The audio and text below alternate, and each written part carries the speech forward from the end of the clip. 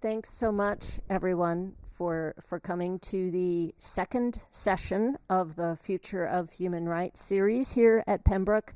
And I'd like to thank the sponsors and organizers of the series, Pembroke College, the Department of Politics and International Relations of Oxford, and the Fulbright program that has hosted my visit.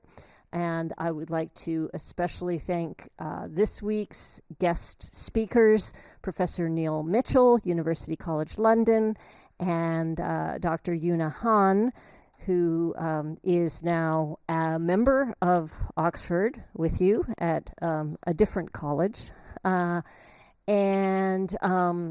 as some of you who were around previous sessions know, what I've done here is based on the work of the book project, The Future of Human Rights, that came out with Polity in 2018, that was trying to map out the overall trends, identified some of the issue areas that deserve follow-up, both in terms of mapping new events and developments in the world, which have certainly been profuse in the past 4 years since that book appeared, and also a chance to survey and dialogue about emerging scholarship in the field.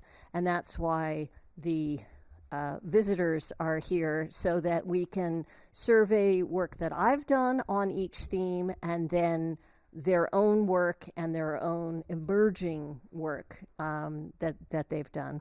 So I feel very grateful for this opportunity, and also really happy to have all of you here. The last session, we had a really great dialogue afterward, and some very thoughtful questions that really have helped us to deepen our work, and all of us to carry forward our academic research agenda in the human rights community.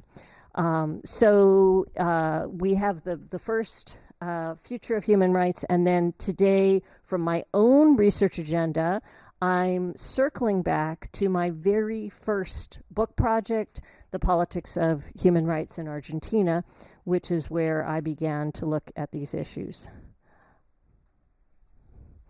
So I begin each session by summarizing some of the key themes of the overarching book project, The Future of Human Rights. So I just have a couple of slides on this. One, of course, because people are coming in and out of the series, and I want us all to be on the same page, is that we need to have a solid concept of what we mean by human rights, what we're looking at. And so in the book, building upon my own work and others, a kind of generation of human rights scholarship, that we no longer think of human rights solely as a set of legal standards, that it is a combination of a normative ethos in the sense of a moral political philosophy, an institutional regime, which we want to think of as a toolbox, a political strategy of social movements, foreign policy, etc., a kind of global lingua franca that we at least have a definition and can dialogue about, and a practice of social movements, which in the practice of advocating for human rights actually sometimes expands them. Now, in terms of the actual language and concept, we can really base ourselves on the language of the UN Charter, that we are free and equal in rights and dignity.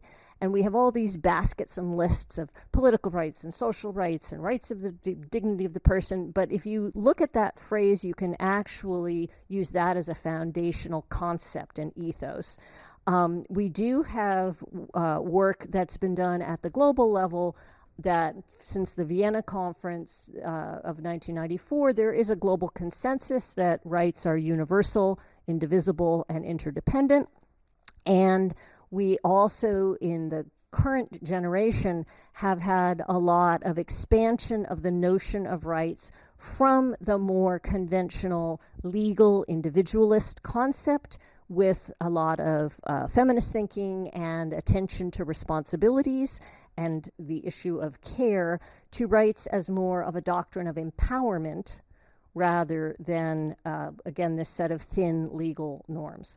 In some, we want to think of rights as a kind of dynamic movement, not just a social movement, but a movement of political and social life toward the goals and aspirations of freedom, equality, rights, and dignity. And so the way I summarize that, the rubric I come up with in the Future of Human Rights book, is that rights are not the answer. Rights are the right question.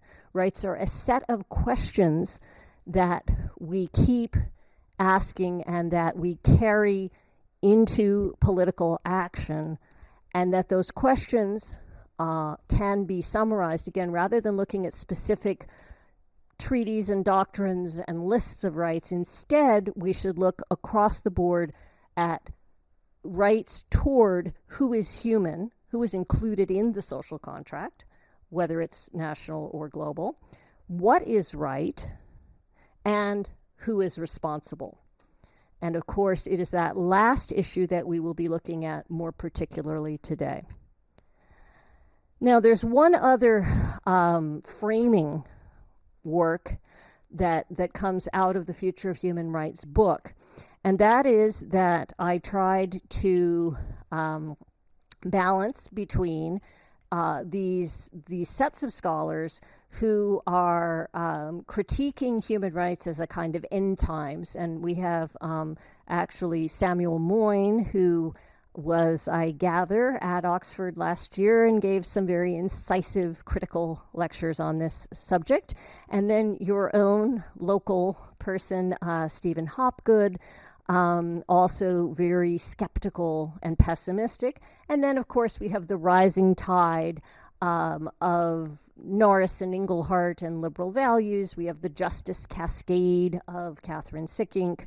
And so my own way to navigate through this really sharp debate about the future of human rights is to say it's both and neither, that human rights is actually at the crossroads, that we are seeing both expansion and contraction of human rights, and that on the whole, we're seeing expanding process and principles and aspirations and contracting implementation and responsibilities.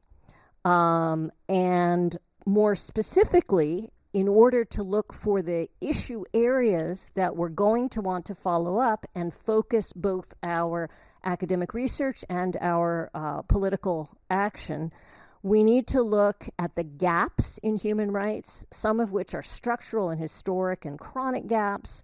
One is the citizenship gap, about who is considered human, who is included.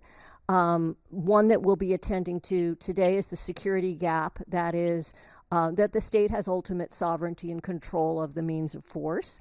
Another is the globalization gap and responsibility above the state, declining democracy, and then counter-cosmopolitanism, which we'll be looking at a little more in the session on global governance.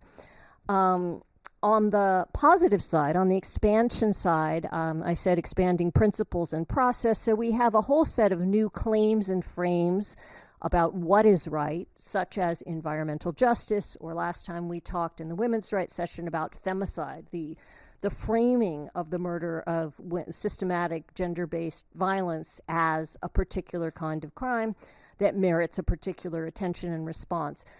New voices and spaces throughout the international system, and new mechanisms that expand the repertoire of legal, political, and institutional response available. We'll be talking next time about new pathways of communicative action and norm change as well. The next thing that I do after reviewing the sort of overarching agenda of the future of human rights is that in each area, before I talk about my own contribution, I talk about what I understand to be the last generation of human rights scholarship on the particular issue. So today we're focusing on accountability. mainly in this case with our subsequent speakers, war crimes, and in my case, transitional justice and post-dictatorship accountability. And so the agenda that is set by the past generation of human rights scholarship is one of investigating the dynamics of accountability for power holders versus the concept of impunity, the idea of equal standing and due process for all subjects. So not just the outcome of accountability, but the process. A distinction between retributive and restorative justice. So do we want truth and memory? Do we want reconciliation and peace building? Do we want restoration of capabilities denied by past injustice? It could be economic, but there could be a lot of other dimensions to that. And the other kind of aspect, I think the past generation laying out the agenda, is what are the governance principles and responsibilities of justice and accountability in order to achieve human rights principles. So one that we'll be attending to quite a bit, I'm very excited by the new research coming out on universal jurisdiction. And we'll talk about that later. Another one is due diligence, that is state responsibility for the actions of private parties within their remit. A third that is more pertinent to the work I've done on Argentina and the transitional justice is command responsibility. That is kind of a Nuremberg principle, who gave the orders. And then at the system level, there are these questions of subsidiarity and whether you have to exhaust local mechanisms before you go up the ladder to national and global institutions.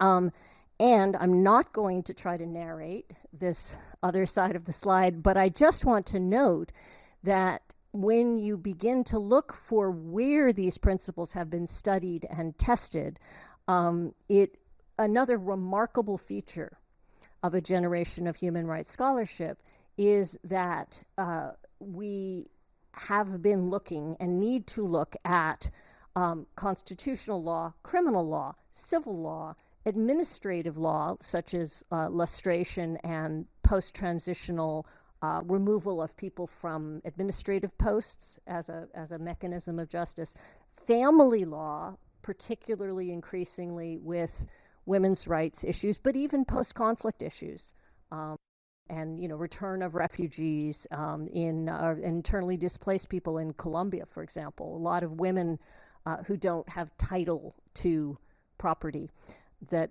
is to be restored, and that the addressees and the places we look for accountability have expanded from international courts, regional organizations, national courts, autonomous and parallel local mechanisms, like in Rwanda, the village courts in the Rwandan post-war, tribunals that go along with trade and treaties, and transnational litigation. Looking at responsibilities for perpetrators, states, individuals, paramilitaries, corporations. Professor Mitchell has provided a lot of expansion of that agenda. And claimants expanding from victims, survivors, families, NGOs, state treaty parties to all states under some forms of universal jurisdiction, and then independent prosecutors, as with the International Criminal Court. And the importance of these emerging frames of genocide, discrimination, forced disappearance, etc. Okay, I wonder if I should skate over this one to get to my own contribution. What time is it? Yeah, because I really do want to leave time for discussion. So why don't I just go to my own contribution, because I really want to leave ample time for the speakers and to have a dialogue and some questions. My very first independent research project, The Politics of Human Rights in Argentina, that studied transitional justice and the role of the Argentine human rights movement, a pilot case, a transformational case in Latin America. And then revisiting that, I edited a volume called The Globalization of Law in 2013. And that was a very interesting opportunity, almost exactly 30 years later, to see the development of some of these principles that I've just been discussing. So the main take-home of the politics of human rights in Argentina was that accountability is crafted from above and below. This now seems, I think, commonplace, but I think at that time this was a little bit breaking news, and that there was a combined and dialectical influence of social movements and the international regime in constructing the first post-Nuremberg national human rights trials following a dictatorship. Another conclusion I came to is that these various mechanisms of truth, justice, and governance reform, so the truth commissions, the Nunca Más Commission in Argentina, now one of, what is Priscilla Hayner's study, something like, I think we're up to like 36 or 42 or something truth commissions worldwide.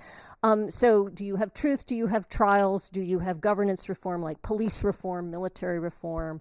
Argentina had all three to different degrees, and there were those who criticized trying to do too much, but in fact, in my findings, they were complementary and interdependent.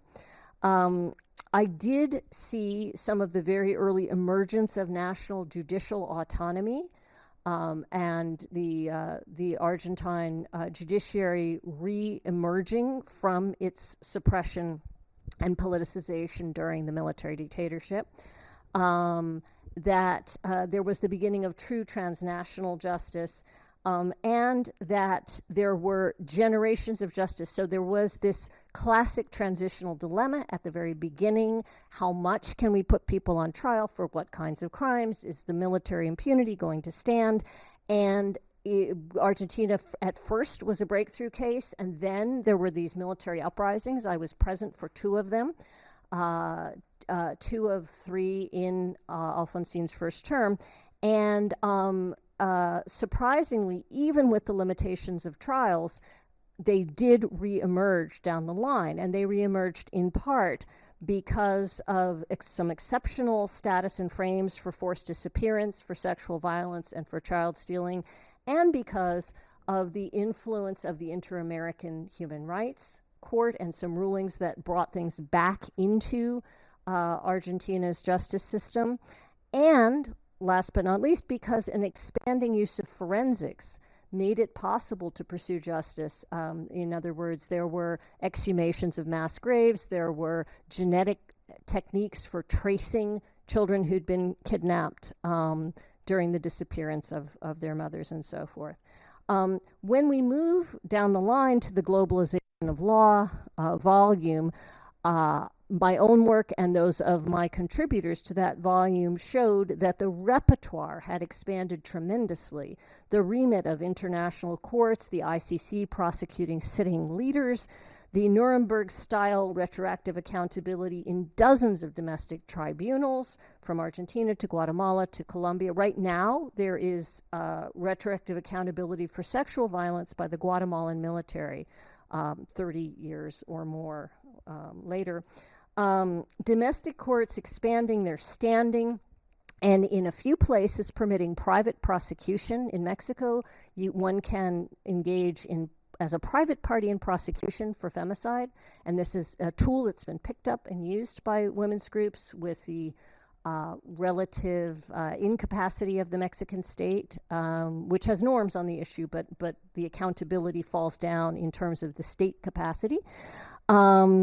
We've also seen, I think, worldwide reforms in adversarial procedures, bail and detention standards, legal assistance, juries, appeals, National Human Rights Institution, ombudsman's offices, but all of these have been undercut by resource disparities and privatization. And unfortunately, despite all of these positive changes, worldwide. It was discussed in that project that the impunity index, there are a lot of different ways now of measuring these gaps, is worse worldwide, and disparities in access to justice have grown worldwide. Planting that historic arc of my own work on the topic and where I think the research agenda lies, I think it is now opportune to turn to my historic colleague, and I mean that in several senses, Neil Mitchell, who's been working on why democracies don't deliver accountability. All right. Thank you so much, Alison, for the invitation. Thrilled to be here and to talk about my work. What I want to talk about today is why it's so difficult for democracies to deliver accountability when their own people commit violations of human rights or international humanitarian law. And I think delegation theory, which captures the relationship between the person who gives the orders and the person who carries them out, is an insightful way to think about human rights violations and sort of ties things together in a coherent way. So conventionally, principal agent theorists. It's all right. We're ahead of things. But conventionally, principal agent theorists argue that the person in charge tries to take control of what's happening. But with human rights violations, we have the puzzle of the principal's passivity. It's almost a Gilbert and Sullivan ring to that, I think. But in that they tend not to deliver accountability, and so why don't democracies deliver accountability? Politicians say they do. President Bush, after the Abu Ghraib scandal, said one of the basic differences between democracies and dictatorships is that free countries confront such abuses openly and directly. And political scientists generally suggest that democracies deliver accountability. Accountability appears to be the critical feature that makes full-fledged democracies respect human rights, say Buena de Mesquita et al. In ISQ 2005. And Grant and Kahane say a crucial feature of representative democracy is that those who govern are held accountable to the governed, or not where human rights are concerned. Maybe the prospect of accountability depresses the propensity for democracies to commit violations. But when violations occur, it's safer to assume impunity rather than accountability. And the slide shows an Amnesty report on accountability failures in Afghanistan, where those in charge did not try to take control. Instead, they tried to keep the hidden actions hidden. There's reports that it was a particular issue with special forces, British, American, Australian forces, who were reported to have killed civilians and to have left what were called drop pistols, usually of Russian make, with the body to suggest that the victim was armed. And keeping hidden actions hidden is not just a contemporary phenomenon. Past conflicts saw the same sort of behavior. Max Hastings, who's eminent military historian, describes failures of accountability amongst the Allied forces in the Second World War, despite there being ample evidence of war crimes. There's a brilliant book by Deborah Nelson, Pulitzer Prize-winning journalist, called The War Behind Me, which documents killing and torture perpetrated by US forces in Vietnam. And the UN Special Rapporteur and the ICC prosecutor have pointed to accountability of failings in both Iraq and Afghanistan. So what's going on? Well, I think we need to look at the motives at work. And first of all, with the agent, with the soldier who commits the violation, if it's not ordered, then there is some private benefit that the individual is seeking, perhaps revenge, perhaps sadism, perhaps loot, perhaps just peer approval. But one way or another, they're seeking some private benefit under the auspices of performing their official duty. So they're committing these things not for God or country, but for themselves. And then, as far as the principle's concerned, the behaviour, the misbehaviour of agents is expected in principal agent theory. That generates the vast bulk of the principal agent literature. But what's surprising here is that they do so with impunity. That the principle does not try to take control of the situation. Now, what I argue is going on here is that the normal expectation is that the principle tries to correct non-compliance. They monitor, they investigate, they punish.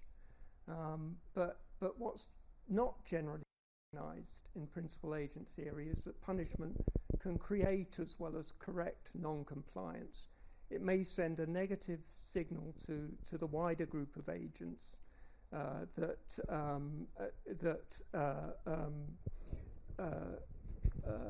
the principal fears will then tend to withdraw their effort on behalf of the rogue agents. So in some contexts, the narrowly self-interested agent assumption doesn't hold. The desire to serve God or country develops intrinsically motivated agents who then also develop loyalties to each other, Shakespeare's band of brothers. These agents may place loyalty to each other over loyalty to the mission, and the principle doesn't punish for fear of losing broader agent confidence, for fear of losing the dressing room, if you like. And I think this problem is particularly pertinent. The agent confidence factor when it's difficult to replace agents.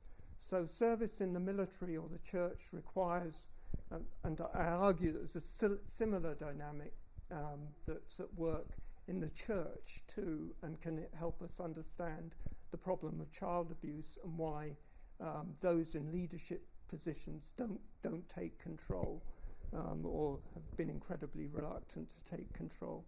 So service in the military or the church requires a substantial investment in specialized training, not to mention substantial daily sacrifices. And there needs to be commensurate incentives to undergo such training. So money's a powerful incentive, but you don't expect to get rich in military service.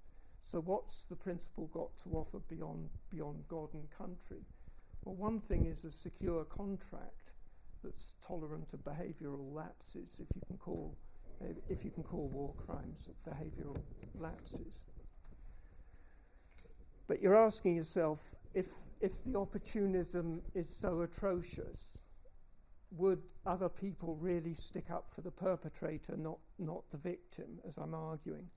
Well, here's an example from this is historian Hugh Bennett's discussion of a very difficult choice that faced the British general who was in command in Kenya in the counterinsurgency in the 1950s. He had to choose between impartial military justice or damaged military morale, threatening his ability to conduct the campaign. He chose to preserve morale, and numerous crimes against civilians went unpunished, and General Erskine prevented a mutiny in the security forces. In my terms, he maintained agent confidence.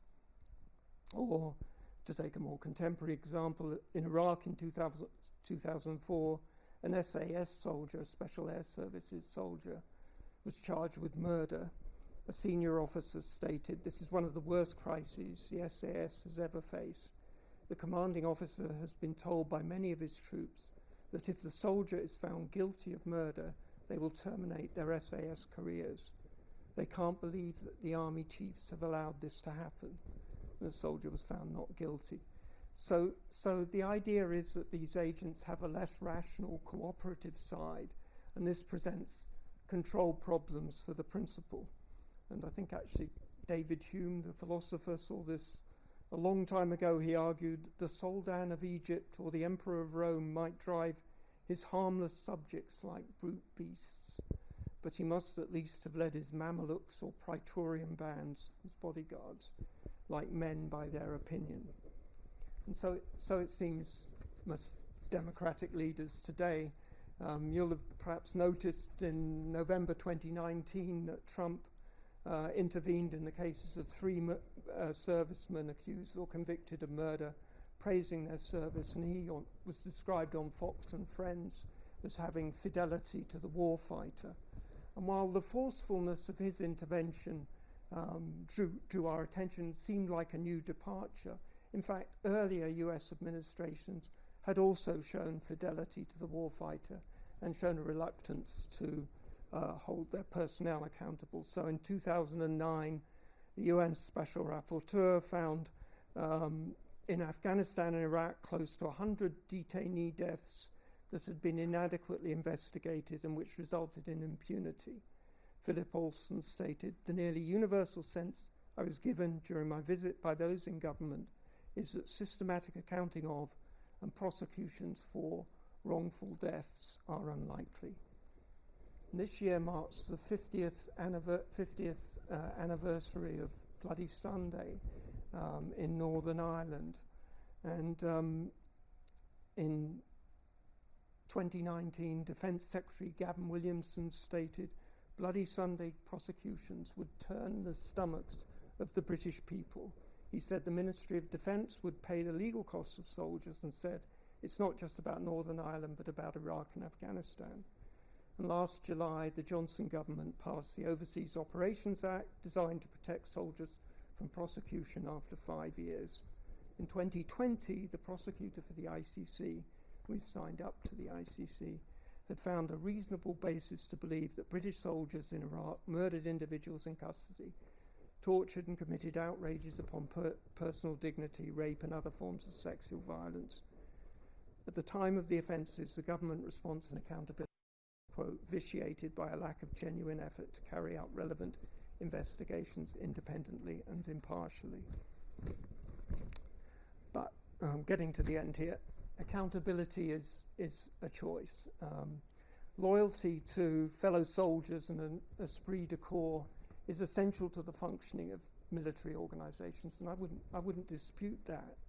But when a soldier goes rogue, then other fellow agents are likely to herd around, and it takes an exceptional leader to confront such a problem, as Shakespeare knew in setting this very leadership test for his Henry V. And I actually have do we have time for, it's about a 1-minute link here to, Sure. it's better, So maybe after that we'll pass to you. Okay. Well, let me just leave the link there. It's got Laurence Olivier rather than me, so I'd recommend it. But anyway, what he says essentially is that we need to hold our troops responsible. He after the siege of Harfleur in 1415, Henry's army is en route to Agincourt, and Bardolph, a soldier, robs a French church. He's to be hanged. Group loyalty and the agent confidence factor intervenes in the person of Ancient Pistol, a fellow soldier and sworn brother of Bardolph. Pistol, Bardolph, Falstaff and the king, when just the prince, had heard the chimes of midnight together. And Pistol pleads vehemently on Bardolph's behalf to prevent the punishment, and the king, notified of the pending execution, is told the name of the perpetrator, what to do. And essentially, he says, we have to hold Bardolph responsible, and he's executed. And actually, the speech then says that we have to treat he says, We give express charge that in our marches through the country there be nothing compelled from villages, nothing taken but paid for, none of the French upbraided or abused in disdainful language. For when lenity and cruelty play for a kingdom, the gentler gamester is the soonest winner. It's an extraordinary speech because it's essentially saying, that hearts and minds are important. You're not even allowed to be rude to the French, which is very difficult for the English. So here's a leader able to distance himself from former drinking companions, able to maintain discipline, and famously still able to call to arms, we happy few, we band of brothers when he needed to. And I'll leave, the last bit of this was to talk a little bit about what we could do about it, but I think we can talk about that in the discussion, so I'll end it there. Thanks very much. You know. Thank you very much.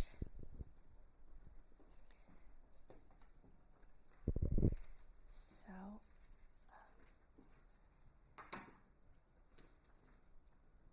So he has a couple of other. oh, yes. Yeah, But I put in a few just keep extra. going. If we have time, we'll see. Yeah. There we go. I knew some people had to leave. Yeah. So thanks again for the invitation, and I'm really happy to be this really interesting conversation. In the brief kind of presentation that I'll give on focusing on universal jurisdiction, I'm going to give an overview of sort of how I understand the scholarly status quo of how we understand universal jurisdiction, mapping on to the recent kind of resurgence of interest in both practice of universal jurisdiction cases. But also I will summarize sort of briefly parts of an argument that I'm making in a recently published piece titled "Should German Courts Prosecute Syrian International Crimes, Revisiting the Dual Foundation Thesis?" In other words, it's really about the normative evaluation and normative foundation of why we have universal jurisdiction cases in the first place. And then I'll end by showcasing very briefly an ongoing survey experiment I'm doing as a follow-on from my piece as sort of the type of questions I think we should be asking about universal jurisdiction going forward. So just before we get started, to define what we mean by universal jurisdiction. Universal jurisdiction here, I define it as a prescriptive form of jurisdiction to punish that is given by that is exercised by a state over conduct committed by and against foreigners outside its territory. Very simply put, it's a principle that allows states to prosecute certain crimes that happened overseas involving mostly foreigners. Now, this is a stark contrast to the traditional way that we think about jurisdiction, which has a strong nexus to sovereignty, either through territory or through citizenship. Usually states have jurisdiction over situation in which that happened in its own territory, or it involves its own citizens, either as a victim or a perpetrator. But universal jurisdiction kind of turns that on its head and says that actually you can exercise your jurisdiction irrespective of the sovereign nexus connection. Now, this very pure version of your universal jurisdiction is a slight exaggeration on two counts when it comes to actually serving the actual state practice that we have today. The first count is that universal jurisdiction applies, conventionally understood, to a very narrow set of crimes, primarily what we would call core international crimes. There's debate as to whether or not piracy also counts as one, but usually when we say core international crimes, it's the kind of crimes that we're talking about when we refer to atrocities, genocide, war crimes, crimes against humanity. There's treaty basis for this provision, for example, the Convention Against Torture, the Convention Against Genocide, but also with the kind of large-scale ratification of the Rome Statute of the International Criminal Court. There have been a lot of importation of the Rome Statute crimes into domestic legal systems, which gave states the ability to prosecute these particular kinds of international crimes, even though it happened overseas involving foreigners. It is also an overstatement on the second count that I just said that universal jurisdiction kind of severs that link to sovereignty, either territorially or by citizenship. But in reality, a lot of states retain a certain amount of discretion over this. Very few states provide for totally pure unfettered universal jurisdictions, most states retain some ability to say that we will prioritize or only take cases if it contravenes or if it affects national interest in some kind of sense. It involves property of our national citizens, maybe either perpetrator or victim is related to or is somehow has claim over our citizenship, or simply that the perpetrator is within their territory. So there is still that nexus to sovereignty that remains. But regardless, the kind of very principal idea of universal jurisdiction does kind of signal a move away from the sovereignty-based understanding of jurisdiction. Now, the reason why universal jurisdiction is gaining a lot of attention these days, both in terms of scholarly work, but also in terms of political practice or judicial practice, is because the nature of the shifting politics, the shifting international order, suggests that many future kind of routes to accountability for a lot of the grave situations that we see today might be more domestic than international. In other words, a lot of the large-scale international accountability avenues seem to be blocked because of changing political climate. And I think Alison kind of nicely framed that as the crossroads that we find ourselves in this human rights era, both in terms of the rise of lots of powerful illiberal states kind of flexing their muscle, as we see quite in real time, but also kind of rising sentiment that goes against sort of the cosmopolitan human rights movement that we have seen in the past few decades. So given this kind of hostile international climate, there seems to be much more opportunities, or at least a lower bar of entry to pursuing accountability through domestic courts. And this is where universal jurisdiction becomes an interesting option and a viable option for a lot of activists, for a lot of survivors and victims, but also in terms of scholarly research. Now, in terms of the scholarly research on universal jurisdiction, there was a quite an old narrative that universal jurisdiction is marked by a narrative of rise and fall. So there was this kind of heyday and peak of accountability through universal jurisdiction marked by the Pinochet case in London, and then this rapid fall afterwards, particularly through pressure by powerful states such as the United States, as well as Israel, trying to get more states to rein in this universal ambit of their jurisdiction, right?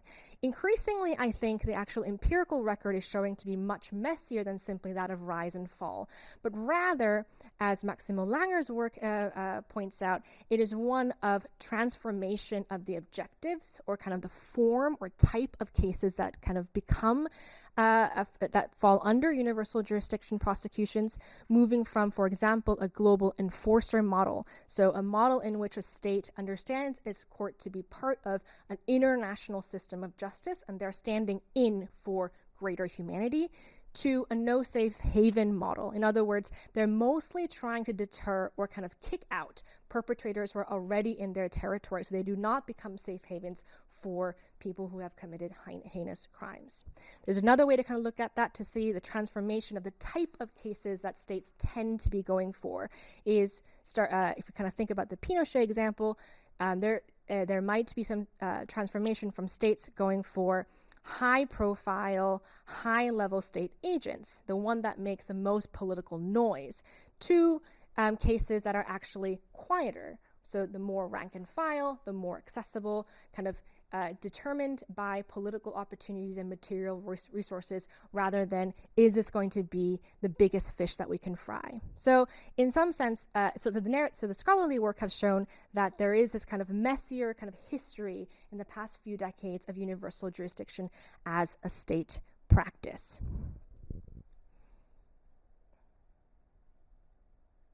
Oops. Now, what I was interested in thinking about this evolving practice of universal jurisdiction was actually to go back to the basics and try to understand very carefully why we do universal jurisdiction, why we kind of establish this principle of universal jurisdiction in the first place. How do we normatively defend it and justify it? And through thinking about these foundations, can we generate some evaluative standards as to understand whether or not a particular state exercising universal jurisdiction is a normatively positive thing or not? And the reason why I was interested in this because when I was looking at the German prosecution of Syrian conflict-related crimes, there was kind of an interesting debate going on about what the nature of universal jurisdiction cases should be. So on the one hand, there was a group of people who were quite excited about the German system taking up a lot of Syrian conflict-related cases, right? We're finally seeing some movement on accountability for the horrible things that have happened, right? And thank God we have at least one state like Germany who's doing it. On the other hand, there was a lot of skepticism coming out as to whether or not Germany was the appropriate forum, the appropriate actor to be taking on these cases, right? What do we lose by focusing on Germany doing these universal jurisdiction cases and kind of facilitating that in the first place? To me, that debate kind of, again, came back to thinking very carefully about how do we justify universal jurisdiction in the first place? Now, traditional accounts of normative justification of universal jurisdiction tend to focus on two things, first, that are interrelated. The first thing is the heinous nature of the crimes themselves. So, because these crimes are special, here we have justification normatively to sever that link to sovereignty and allow states to go beyond their sovereign remit, right? They're particularly bad crimes.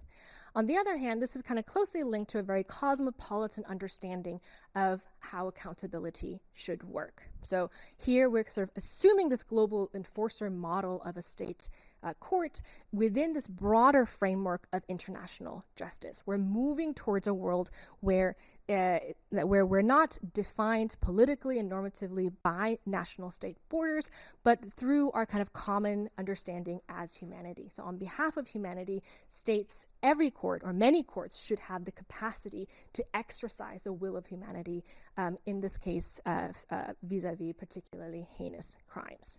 So this general understanding of universal jurisdiction as being founded in cosmopolitanism and can in practice translate universal jurisdiction as a form of an international obligations. States are carrying out their international obligations. And you often see that in terms of the justification of the German state itself. The German prosecutor will say, well, we're good citizens of the world. We have this international obligation. We've signed up to all these treaties, domesticize all these laws. This is why we're doing it. This is not necessarily wrong, right? This is kind of, in a formal sense, is an accurate portrayal of what's going on. However, by only focusing on this international and cosmopolitan aspect of universal jurisdiction, my argument is that we're losing something quite important, losing sight of something quite important. And that is the simple empirical reality that most, if not all, universal jurisdiction cases throughout history, including now, have had a human connection of migration. Right? States do not wake up one day and suddenly realize they have an international obligation and decide to pick the most heinous crime that they can prosecute and investigate and decide to pursue that. It is always raised by concrete victim survivor organization and groups that are often residing within the boundaries of that state as diaspora communities, right? So Frederick Merguet calls it as the human connection of universal jurisdiction as being lost, and Devika Havel's work has found that pretty much every single universal jurisdiction case had an agitating victim group behind it, right? They're responding to the needs of victims. Now, my discontent with the way the Cosmopolitan Foundation was that it basically reduces the role of this human connection into a facilitating one, right? They simply make it easier for states to carry out their international obligation. It's, to me, also empirically untrue to simply focus on the international obligation as a motivating factor of why states would do this and justify it in the first place. It also doesn't actually answer, the cosmopolitan picture doesn't actually answer the question as to whether particular states at a particular moment would have a particular obligation to take up this case as opposed to another, right? So it doesn't actually explain. We kind of have to forget the migration crisis and where all these people have ended up in, which lo and behold happens to be Germany, and just take Germany as a stand-in for any state that could have carried out these cases. But that simply isn't empirically true, right? So we have this kind of problem of evaluative standard as well as the forgetting of the role of the actual human connection. And this is where I revisit the dual foundation thesis of universal jurisdiction, which was really developed out of the Eichmann case, which is not in the truest sense a universal jurisdiction case, but I think there's a lot of learning that we can come there. And the dual foundation thesis really brings us back to think about universal jurisdiction as something that is rooted not only in our cosmopolitan ideals and international obligations, but also in the specific political relationship we have in the here and now and the people that we are kind of living with in our community, right? So Eichmann case is not only a case of a heinous international crime that is being prosecuted by a court in Israel, but it makes sense and it matters that a Jerusalem court is prosecuting that particular case against the particular kind of crime against Jews. So in a similar sense, I wanted to think about the current movement of universal jurisdiction from this dual lens of cosmopolitanism and specific political connection. And therefore, through this, normatively recognize and rehabilitate the agency of refugees and migrants who are agitating for this form of justice and put them into the picture as an important part, and not simply as a facilitating factor. It also then refocuses our eyes not only from the international story of universal jurisdiction, but the domestic one. What does it mean for Germany as a domestic community to be taking on these cases? I think this kind of reshifting allows us to ask a different set of not only normative and political, but empirical sets of questions. So I'll end this by very briefly suggesting one kind of question I think we can ask by focusing on the domestic kind of community that is being affected by universal jurisdiction or giving rise to universal jurisdiction cases.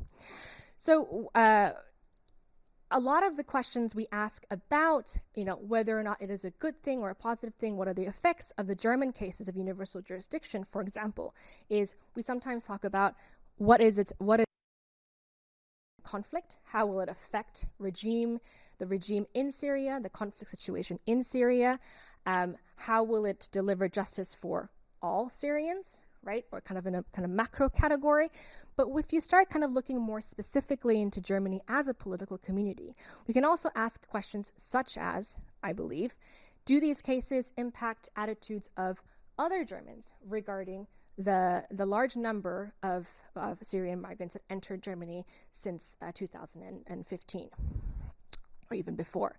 And so one kind of series of survey, the first of many, hopefully, survey experience that I'm running with somebody from Oxford, Seung-Win Che, who's based at Nuffield, is to specifically parse apart whether or not universal jurisdiction cases impact attitudes about immigration and migrants in general. Now, this is based on a set of assumptions that I have from broader literature on transitional justice and accountability. So we have the sense in transitional justice and accountability literature that international crimes shock the conscience of humanity. It generates empathy, generates kind of a response, a motive response from people based on our common humanity. So the question is, does it, right? Does knowing that people who have entered your country have suffered these harms, a knowledge of them, does that shift the way you think about immigration, the migrants themselves, specific migrant community? But also, another set of assumptions that I bring from transitional justice research is that judicial processes are understood as a very particular mode of authoritative truth-telling, right? It's different from, say, media reports or NGO reports. It's supposed to have a different understanding of history-making, of record-making, right? So then do domestic courts telling you, hey, look, Syrians who entered your country, right, a very large number of them went through systematic torture in military detention camps, right? Does a court telling you that information, does it bring more credibility than simply seeing it sort of in the sidelines in the news, NGO reports, etc., right?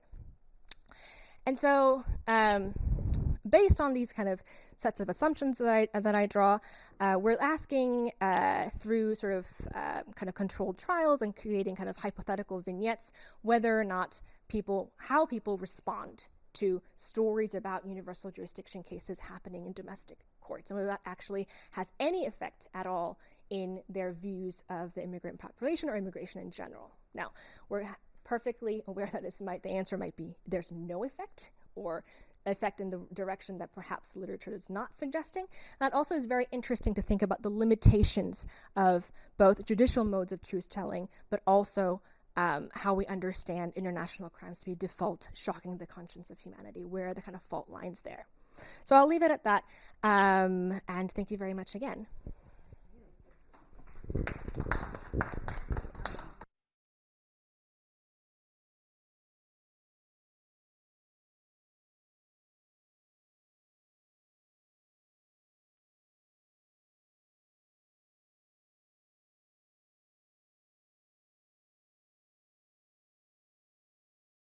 Purposes of the recording, because you can obviously hear me from where you are. So the question of the linkages between democracy and accountability, the decline with both the declining democracy and, in several dimensions, as we've just discussed, the freeing linkages between democracy and human rights accountability. So I've been thinking a lot about this in terms of some of the establishing framework of the project. We've always known that democracy is a system of government and human rights are a set of norms and practices that are often, but not always, associated with democracy. And in my own view, democracy is necessary but not sufficient for the fulfillment of human rights. And I think that the current era of backlash and populism very much speaks to the possibilities of majoritarian tyranny and backlash, and the importance of rights and institutional guarantees as such. And also to the sovereignty dilemma, because democratic regime status is something that countries use to shield themselves from international accountability. And I think we made some real mistakes at an international level in that post-Cold War generation of rewarding and assuming that transitions to democracy were transitions to fulfillment of human rights. That said, I think that our research can map out some of the sufficient conditions for the fulfillment of human rights. And I think that we are all looking toward more domestication of human rights. Well, two things. On the one hand, we need more domestication of human rights. There is some work coming in the session on migration with someone who's looking at the constitutionalization of immigrants' rights that has been spreading as a phenomenon, because, as you know, the international regime on migration is one of the weakest sets of standards. So we have, I think we only have half a dozen states that have even endorsed the Migrants' Rights Convention. So that it's going to have to come from a very robust domestic system. But the thing that I worry about the most is the citizenship gap. So that if you want to, Hannah Arendt worried about this, and I worry about it. And if you want to remain a democracy and define yourself out of responsibility and accountability for human rights, all you have to do is exclude people from citizenship or from full citizenship, whether that is because of their nation of origin or their status in some other way, like if they're an indigenous person or if women are governed under family law codes and all, second-class citizenship.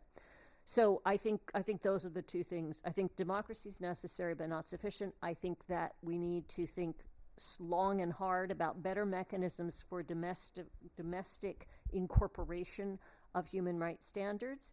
And I think we need to worry a lot about states' ability to define and redefine citizenship. India and Israel are both recently notorious for passing these nationalities laws, openly and brazenly, redefining citizenship in order to legitimate human rights violations against a defined sector. But on the democracy accountability front, I think we have an expert. Well, yeah, thank you for the question. I think, I don't want to add to the gloom, but the other thing you might have mentioned was what's happening to civil society and the restrictions placed on civil society, closing civic space. And I think what comes through from Alison's early work, the role of the mothers of the disappeared, from Yuna's work, I think the role of these of migrant organisations, presumably in bringing these cases, I think the role of civil society is absolutely critical. It's civil society organisations that draw attention to the failures of democracy to produce accountability. It's generally not opposition political parties, because there's not much electoral advantage for opposition parties to campaign on the war crimes committed by their own people. So it's Human Rights Watch, it's Amnesty, it's groups like these that are essential. And I think if we are going to have a reply to those who talk about the end times of human rights, then we absolutely need to fix our own failures of accountability and avoid the really corrosive charge of hypocrisy. It makes it very difficult to tackle the Russians on Ukraine when they can turn around and say, there's a piece by Fintan O'Toole in the latest New York Review of Books on this very issue, so that we do, I think, job one is putting our own house in order, and to some extent, I think the role of civil society will be very critical. I don't have a whole lot more to add to this, like all these great comments. I absolutely agree that greater domestication of human rights is what's kind of going forward. But I think it's a moment where kind of going back to, as Alison puts out, like human rights is a set of questions to ask rather than a set of kind of norms to abide by or rules to abide by. Because I think we're back at a moment where we're much more aware, or we should be much more aware of the mobilizing and empowering role of the discourse of human rights, as well as the kind of agitation that it can kind of bring about, as opposed to simply thinking about it as a set of obligations and claims that are kind of fulfilled in a routinized manner. So it seems like a more negative time, but you could also think of it as a much more I don't want to say the word honest, but it kind of going back to the roots of kind of why human rights is important and why human rights has galvanized so many people throughout the decades. So we're kind of back at that moment, I think, is a different way to kind of perhaps put a silver lining on the gloom that you had just pointed out. Yeah. Thank you, and I'll look forward to seeing you again. Thanks for coming. Would the patient right side of the table? Okay. I don't know. Well, it's for the recording, they say, but just raise your voice. Yes. I have a question for Neil. I think maybe I'm taking you beyond what you are thinking, but I wonder whether your argument also holds of this puzzle of the principles passivity, if that also applies to international organizations and the UN keeping peacekeeping forces accountable too. Have you given some thoughts to that? That maybe it goes beyond what you are thinking. And to Yuna, also, I think it's very interesting what you bring up about the role of migration and the diaspora or refugees as well. And I was wondering also if you've given some thought about the explanations of why in that moment and so on, and what the current what they have to gain, and because the migrants or refugees, they don't vote to keep them in power, but there is some humanitarianism there, either at the government level or the judicial officers to initiate these cases, or in the domestic pressure from civil society that they identify with this suffering, or is there room for some rational explanations there? Because what do they have to gain? So those are my questions. Yeah. I'll answer that I remember being struck when I was in Canada, studying Canada's human rights foreign policy, that they were consulting with refugee communities in crafting their, I think that's very unusual. I've never heard it anywhere else, but it does suggest that there's some kind of linkage there, even though they don't vote. Yeah. Yes, thank you for the question about international peacekeeping. It's not something that I've looked at in my own research, but I don't see any reason why you wouldn't get the same dynamic working there for forces that are on peacekeeping duties, and you're likely to see, it seems to me, failures of accountability. I know from reports that there have been egregious cases of peacekeeping forces committing or bringing with them more misery than they're actually curing. I think one thing is that if there's multiple different forces engaged, not just one unit, then there might be some horizontal accountability, if you like, some way in which forces might keep an eye on each other, but I don't have any empirical basis for saying that those are likely to be better behaved forces. So what's the kind of more interest-based rational explanation of why states would do this? In the specific case of Germany and Syria, the really important role was the alliance between the refugee community and existing civil society organizations. And part of that was possible not just because Germany has a vibrant civil society, but also because prior to the conflict and kind of the disintegration of Syrian regime, Syria itself had a quite robust opposition movement and human rights movement, despite the repression that they were facing. And these networks did not disintegrate entirely, even with the repression and the onset of the conflict, but actually traveled through the same kind of immigration channels all the way into Europe, and not just in Germany. And so we had the meeting of two fairly well-organized networks there, which really galvanized and made it very efficient in terms of their lobbying efforts to the government, which is why I think that answers the variance question of, why is it just Syrian cases and not, for example, cases in Afghanistan and Iraq? I think the mobilization level is just very different, even from the point of arrival into Europe, even though it's not just a numerical kind of scale question. I think there's other arguments that have been made is related to the desire to rid of perpetrators that have entered their territory, and there's an alignment of interest between the refugees and the prosecuting state, in the sense that refugees see the encounter with the perpetrator as a sense of continuing harm, whereas a state do not want to become a haven known to become a haven for perpetrators of international criminals. To me, this only gets you to a particular part of the explanation, because it doesn't explain why then they would pursue universal jurisdiction cases rather than simply using methods of kind of immigration control to simply expel these people, which again also does happen, right?